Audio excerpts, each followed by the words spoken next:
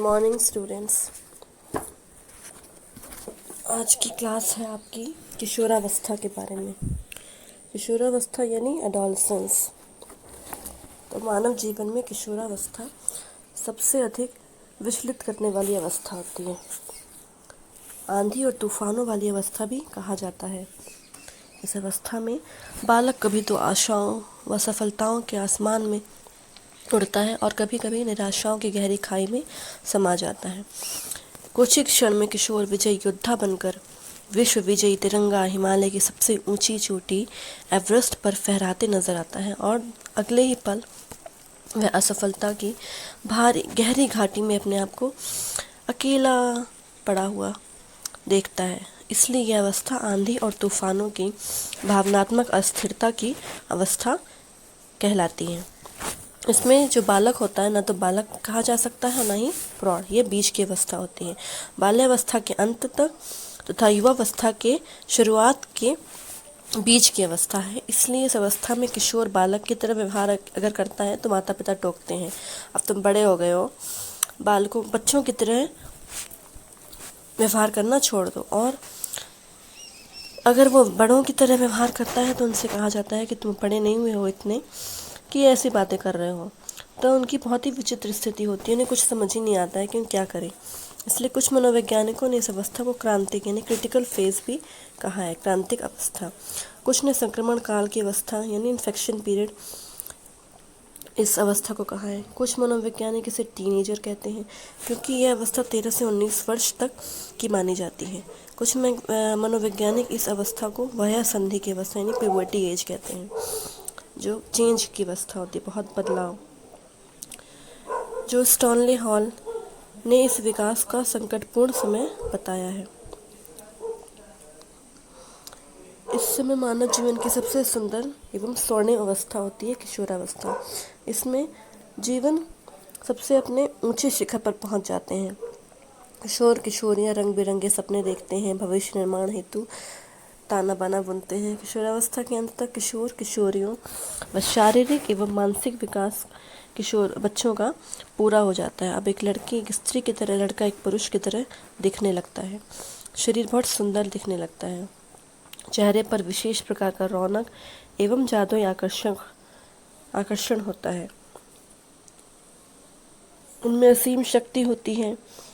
अनंत ऊर्जा का भंडार कहे जाते हैं वो, जो समुद्र की लहरों तक हिलोरे मारते रहता है। उनका आकर्षण विपरीत लिंगों के प्रति अत्यधिक बढ़ जाता है। आकर्षण यानी प्रेम संबंधों की ओर भी ले जाता है। अब जानते हैं किशोरावस्था का अर्थ एवं परिभाषा के बारे में। किशोरावस्था अंग्रेजी भाषा के शब्द एडोलसेयर का हिंदी रूपांतर है, जिसकी उत्पत्ति हुई है लैटिन भाषा के एडोलसेयर शब्द से। इसका अर्थ होता है परिपक्वता की ओर बढ़ना, यानी टू ग्रो टू मैच्योरिटी, परिपक्व होना। इस दृष्टिकोण से किशोरावस्था बाल्यावस्था एवं प्रौढ़ावस्था के बीच की अवस्था कही जाती है, जब बालक का शारीरिक, मानसिक, मनोवैज्ञानिक, संवेगात्मक परिवर्तन बहुत तेज गति से होता है। उन्हीं परिवर्तनों के कारण किशोर के व्यवहार में असामान्यता होने लगती है। उसमें अस्थिरता, सांवेगिकता, अनिश्चितता आदि इन व्यवहार की प्रबलता रहती है। वह अलग अलग मनोवैज्ञानिकों ने किशोरावस्था को अपनी अपनी तरीके से परिभाषित किया है। उनमें से कुछ परिभाषाएं आपको बताऊंगी मैं। सबसे पहली है जर्सिल्ड के अनुसार, किशोरावस्था एक ऐसी अवस्था है जिसमें एक विकासशील व्यक्ति बाल्यावस्था से परिपक्वावस्था की ओर बढ़ता है। जिसमें कोई भी व्यक्ति या कोई भी बालक व्यक्ति बाल्यावस्था से परिपक्व अवस्था की ओर बढ़ता है, उसी अवस्था को किशोरावस्था कहते हैं। अब एक दूसरे मनोवैज्ञानिक आइजनेक के अनुसार किशोरावस्था वया संधि के बाद की वह अवस्था है। वया संधि मतलब प्यूबर्टी एज के बाद की अवस्था है, जिसमें व्यक्ति में आत्म उत्तरदायित्व यानी रिस्पॉन्सिबिलिटी आती है। आत्म उत्तरदायित्व का स्थापन होता है। एनसाइक्लोपीडिया ऑफ साइकोलॉजी के अनुसार किशोरावस्था को सभी सामाजिक वर्गों के युवकों की प्रमुख प्रक्रिया के रूप में उल्लेखित किया गया है, जो आधुनिक सभ्यता एवं संस्कृति की एक पुंज है। यानी ज्योति है। पुंज मतलब ज्योति यानी तेज, बहुत ज़्यादा। डार्थी रेजर्स के अनुसार किशोरावस्था एक काल की अपेक्षा एक ऐसी प्रक्रिया है जिसमें समाज में प्रभावशाली ढंग से सहभागिता निभाने के लिए अभिवृत्तियों एवं विश्वासों को जमा किया जाता है। कैसी अवस्था होती है? ऐसी प्रक्रिया जिसमें समाज में एडजस्टमेंट के लिए, समाज में सामूहिक रूप से कार्य करने के लिए अभिवृत्तियों यानी एटीट्यूड्स और विश्वासों को भरपूर अपने जमा किया जाता है, यानी अर्जित किया जाता है। ज्ञान जैसे अर्जित किया जाता है उसी प्रकार इस अवस्था में एटीट्यूड्स और बिलीफ्स को अर्जित करना पड़ता है ताकि समाज में निरंतर हम भाग ले सकें हर कार्य में। अब कारमाइकेल के अनुसार किशोरावस्था वह समय है जीवन का जहाँ से एक अपरिपक्व यानी इमैच्योर पर्सन शारीरिक एवं मानसिक विकास की चरम सीमा की ओर बढ़ता है। दैहिक दृष्टि से एक व्यक्ति तब किशोर बनता है जब उसमें वयःसंधि अवस्था यानी प्यूबर्टी एज की शुरुआत होती है और संतान उत्पन्न करने की योग्यता प्रारंभ हो जाती है। अब इन परिभाषाओं के आधार पर यह कहा जा सकता है कि किशोरावस्था बाल्यावस्था एवं प्रौढ़ावस्था के बीच की मध्य की अवस्था है जिसमें शारीरिक, मानसिक, मनोवैज्ञानिक, संवेगात्मक, सामाजिक आदि परिवर्तन बहुत तेजी गति से, द्रुत गति से यानी बहुत ही तीव्र गति से और बहुत ही अत्यंत महत्वपूर्ण ढंग से होते हैं, जिसके फलस्वरूप, जिसके परिणाम स्वरूप कोई भी अपरिपक्व व्यक्ति प्रौढ़ता की ओर बढ़ता है, अग्रसर होता है तथा अपने ही समान संतान उत्पन्न करने की क्षमता रखता है। जब उसमें संतान उत्पन्न करने की क्षमता आ जाती है, इतना परिवर्तन हो जाता है, तो वही अवस्था किशोरावस्था होती है।